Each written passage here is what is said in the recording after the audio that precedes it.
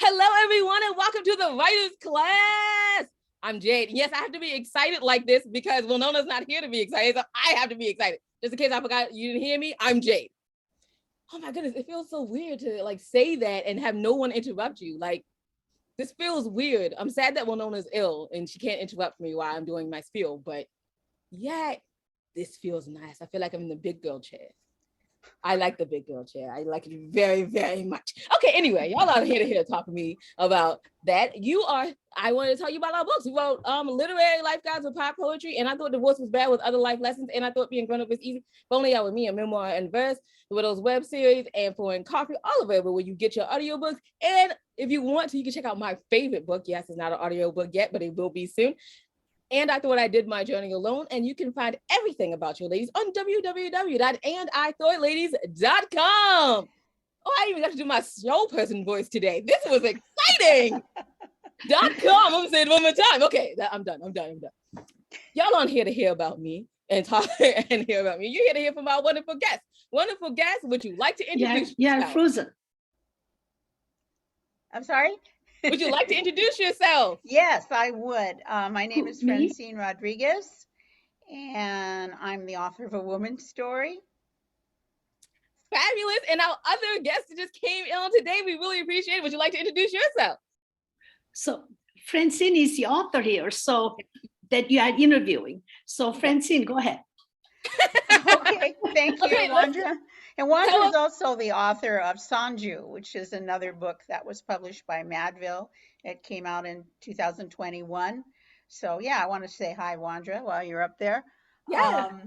Great book. So I'll tell you about my book a little bit here so we get an idea. It's an anthology of 9 short stories about Latinas living in Los Angeles. And it's not your typical book because it's not an immigrant story. I didn't write about immigrants because that seems to be what everybody else does.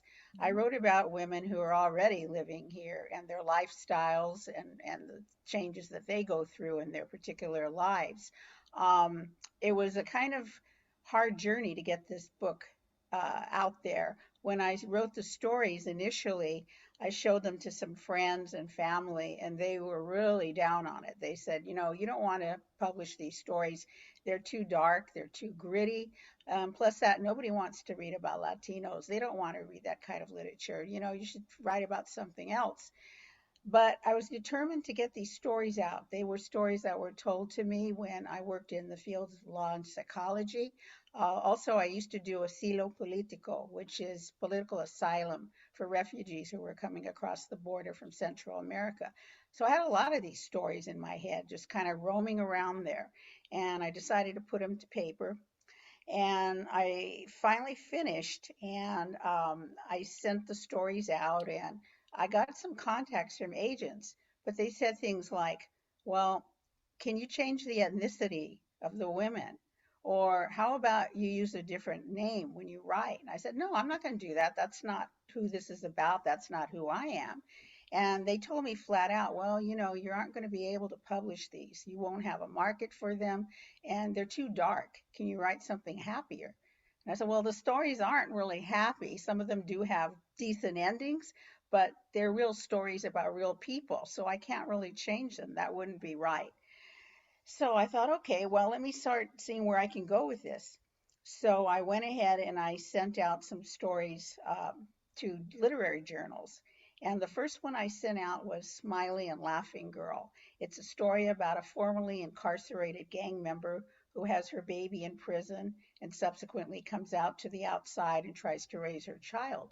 And as soon as I sent that story out, within a few minutes, I actually got a response from a journal. They were interested in it. And it was kind of a funny thing because I think they were interested because it was such an off subject for them. Most of the people who read literary journals don't read about this type of subject matter, but they liked it, they published it, and shortly thereafter, I sent out another story. I still like Pink, which is a story of a young woman coming to terms with her alternative sexuality, and that was picked up by I guess her name is Luann Smith. She published Taboos and Transgressions for Madville, and she picked up that story for her anthology. And then after that, Kim Davis, who is the publisher of Madville, wanted to see the rest of them. I sent them, and she subsequently published the book. It's taken a real beating from family and friends. A lot of people feel that the women are almost being exposed in a very raw way, and they're kind of critical of that, even though it's a very true to life way. And one of the things I thought was kind of funny is when I was marketing it or trying to market it, calling different bookstores. I called one on the East Coast, I think it was New York, and I explained what the book was about, and they told me, "Oh, well, we have one book about Mexicans already. We don't need any others." So it's been kind of that struggle to overcome a lot of, what's out there. As I said, So I do immigrant have a stories do question. well, I but have I don't have that. Yes. a question. How did you continue to go on despite the no's?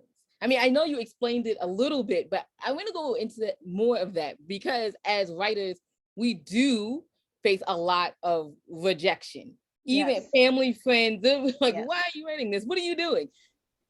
And Yes. you persevered in Absolutely. spite of. So what kept you going? Like, what did you think? Like, Well, what, I think it was like, how do you explain this? The stories were just going around in my head and they didn't go away. And I wanted these women to have a voice because they have no voice. I don't think anybody ever addressed their lives, their needs, their beliefs, and their problems in a book before, not like this. So I was determined to, make this statement.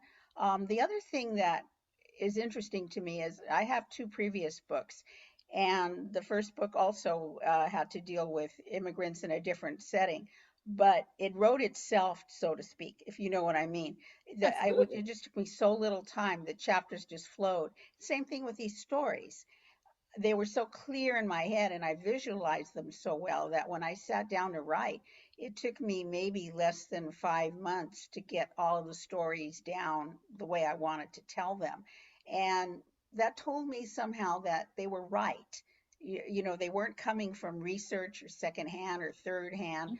They were real stories, and they just seemed to fall into place, and that kind of pushed me forward. Plus, I'm stubborn. I'm a stubborn person, and I'm more like, if you're going to tell me no, I'm going to try to find a way around the no. I've always been like that. So I have So, to tell yeah. you about in sign language, right? So a lot of times you'll see it signed the same way, like a stubborn person, but you'll also see this as a determined. And so sometimes I like to think of sometimes we have to be stubbornly determined to get Yes. stuff done. Like to Yes. do the Yes. right thing. Sometimes you have to be stubbornly determined. You be like, look, I'm not moving. This is the right thing. I'm not moving. I'm not gonna do anything else but this. Right. And I Right. feel like that's what you did with your book. I mean, people were telling you no, and then people you call them and they're like, oh, we already have a Mexican story, which is interesting. But yet you haven't let that stop you. You persevered. You continue to do what it is that you do. Now I have to ask you, what are three pieces of advice that you would give new authors out here that are trying to make their way in the world? There's an old adage, and I've heard this so many times, is write about what you know. And I always thought, okay, that sounds fine. But then I think to myself, well, who would want to write, who would want to read something, that I know? It doesn't sound interesting to me, especially if you look at all the variety of books and you see people writing such extreme examples of lifestyles, things that you can't even imagine or occurrences that you can't even imagine. But then I thought, what I know is a small part of the whole picture. And a lot of times I think if you just go with it and develop it, you can make it into something that will interest and attract other people.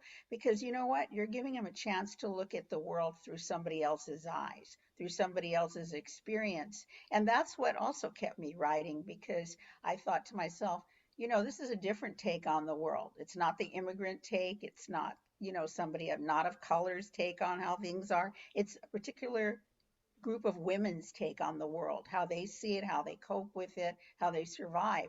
And I think that is important when you're trying to write something, because what you are is you're a voice for somebody, your characters, your situation, whatever subject you picked, and it may be different. And usually, I think books that are different that way do survive. I've seen so many of them. You know, they're not your standard rom-com or your what do you call it? The soft mysteries or the snuggle mysteries. I don't know Cozy what the mystery. The cozy cozy, mystery. yeah. They're real stories, and I do think there's a market for that. I think people are interested in seeing the world around them. So I would advise that to new authors, because sometimes you hear, I don't know what to write about. All I know is what I know, and I don't think it's interesting. And I disagree. I think you have to find a way to voice that. That's fabulous. Miss Chang, do you have any questions for Miss Francine today? Well, I read her book, Okay. and she writes very differently than I do. And I really love the way she writes. And her stories are, I'm a psychotherapist, so I treated a lot of people that she's talking about, some, that population. Um, and her stories are real. It's real life story. It feels that way. Um, and it's gripping. It's raw. It's all of that.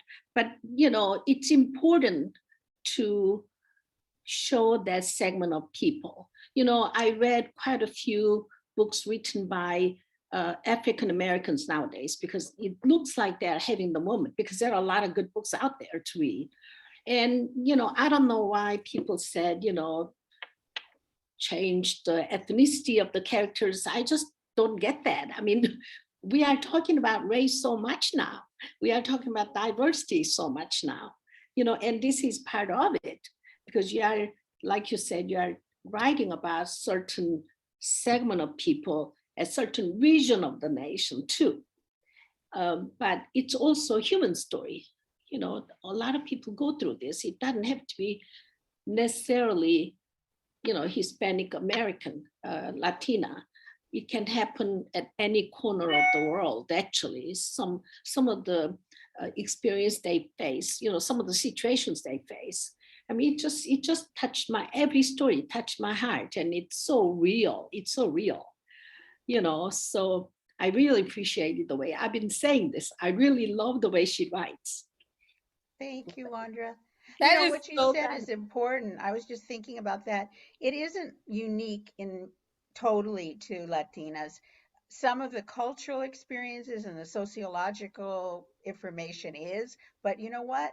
All women have experienced some forms of exploitation, That's right. possibly violence, sexism, racism, conflicts with culture and religion and family, and sometimes traumas pushed to the extreme. And these things leave them feeling bitter and isolated and That's lost. right. And that's a That's right. universal That's trait right. among women. That's not just unique to this group. And so that's why I think it's identifiable. And I say, I wanted to get the stories out there, at least get them exposed, and maybe others who read it can find their place within the stories themselves. Absolutely. Mhm. And this is why one of my when I mentioned at the beginning, one of the favorite books that we have ever done is And I Thought I Did My Journey Alone, because when you travel around and you're talking to different people, different social class, like just every different kinds of people, you start recognizing that this isn't my problem or their problem. This is our problem, because we all Right. are going through it. And maybe it's just a different like variation. It's a little bit off, but at the root of it, it's still Right. the absolute same problem. And Exactly. so this is a human problem and no Yes. longer just a my problem. And so Yes. that's why I love that book so much, is because a lot of people think that they've joined this journey alone. And They're literally, not. there are Right. so many other people out here that are walking the same journey, maybe just slightly different from yours, but still, in essence, Yeah. the And same it's thing. reassuring to know Yes, that, because when you feel that alienated, it's hopeless. yes, yes, absolutely. So tell people where they can find this wonderful book and buy it and find out more about you. Okay, my website is francinerodriguezauthor.com. The book is published by Madville Publishing. So if you go to Madville Publishing, you can locate it. Also on Amazon. Barnes and Noble, Books a Million, let's see, Kobo, Nook. Right now, I think that's all of them that I can remember off the top of my head. But all of these particular locales have the book for sale. A number of private books, I say private, independent bookstores here in California, because I live out here in LA, so I focused a lot of the marketing out here, and a lot of the independent bookstores do carry it. Um, so if you're interested, and I hope you are, I hope you'll check it out. Well, thank you so much for coming on the show, y'all. Check out her book. It's amazing. Check it out. All right. And I want to thank Miss Jane for coming to hang out with us in the Women's Thank you, Cave. Wandra. Thank I'm So so glad to see you. I'm Yeah, really good to see you. and giving us that real live review of the book. Like, yes, see, Yes, y'all should thank definitely check you. it out. So I'll go ahead and wrap us up. You can find out everything your ladies are doing on www.andithoughladies.com. While you're there, take a moment, go to the middle of the page and see the charities that we probably support. Maybe you can support them also. We thank you in advance for that. And just remember, y'all, wisdom is all around you if you're open to finding it and accepting it. So peace and love from Jade and the missing Winona. Oh yeah, thanks for listening. Thank you.